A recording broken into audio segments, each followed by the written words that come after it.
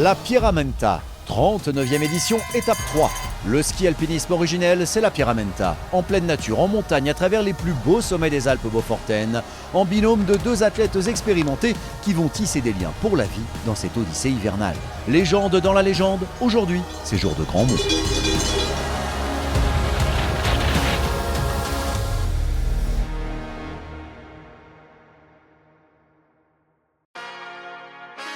Étape du Grand Mont, comme tu dis, c'est que ça fait toujours quelque chose. Et puis voilà, c'est une belle étape, bien nerveuse, bien tonique, avec des belles ascensions. Il y aura pas mal de verticalité, donc voilà, je pense que ça va être assez nerveux comme étape. Speriamo in una giornata di sole e oggi il terzo giorno, quindi per me è sempre molto dura, però non solo per me. If you make it to the end, you feel really good about yourself.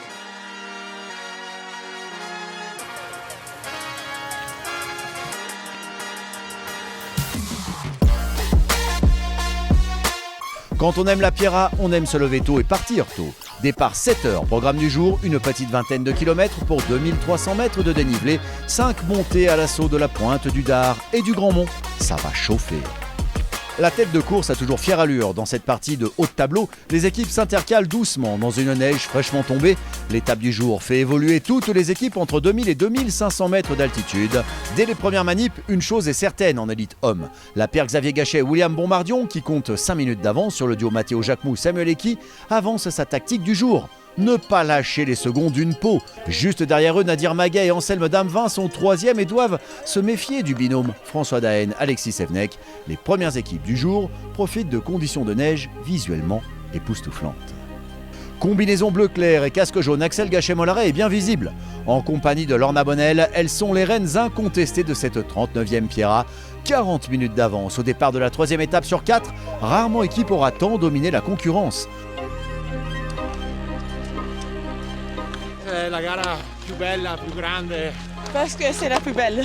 C'est une aventure, je pense. C'est un vrai voyage. On continue. La Pierramenta se mérite. Cette course est réservée à 200 équipes venues de tout continent. La liste d'attente est longue pour obtenir son ticket d'entrée. Une fois plongé au cœur de la mythique pierre, chacun scrute sa place au général, mais ce n'est pas cela l'important. Ce qui compte, c'est d'évoluer ensemble, côte à côte, se dépasser, se battre contre soi-même et toujours repousser ses limites dans un cadre unique, avec en fond sonore l'écho permanent des cloches du public monté soutenir les valeureux engagés de la pierre. L'arête du Grand Mont, c'est le passage iconique de la Pierramenta. Pour les premières équipes hommes, il ne s'agit en apparence que d'une simple formalité.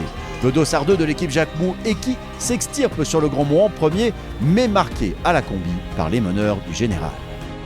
Les équipes de tête sont intercalées. Nadir Maguet et Anselme Damevin sont dans leur rythme, sans pression, bien que François Daen et Alexis Sevenek ne soient pas si loin. Lorna Bonnel a dit qu'elle allait passer 4 jours à suivre Axel Mollaret vaille que vaille. Le règlement précise qu'il ne doit pas y avoir plus de 5 secondes entre deux équipiers. La voilà condamnée à suivre au plus près la plus étincelante et explosive des athlètes françaises en matière de ski alpin. Derrière, impossible de produire un tel tempo. Reste que le plaisir de courir est toujours bien là, manifestement là même, pour toutes et tous. Ça sent la fin là. Laurie Renaudton et Marie-Paul Villard sont secondes, Cathy Scheid, la gagnante de l'UTMB 2024, accompagnée par Martina Valmassoy, troisième, 7 minutes d'écart environ entre elles. Dans le peloton, l'ambiance reste au beau fixe.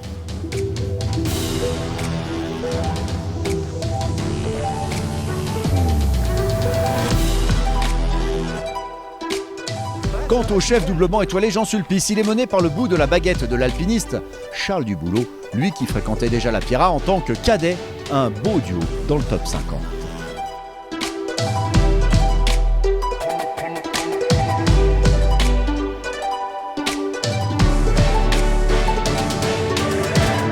Passé le Grand Mont, il ne reste qu'à se laisser porter par la pente, ou presque, pour rallier la ligne d'arrivée.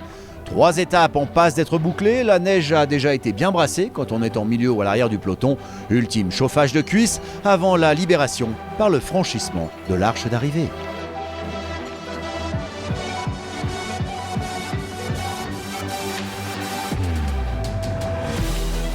Les podiums du jour et le classement général ont confirmé les choses. Une belle paire de potes est en passe de réaliser le doublé en élite homme. L'étoile flamboyante du ski alpi français est en passe d'emmener à ses côtés une nouvelle coéquipière à la victoire. On se retrouve au prochain épisode, le final.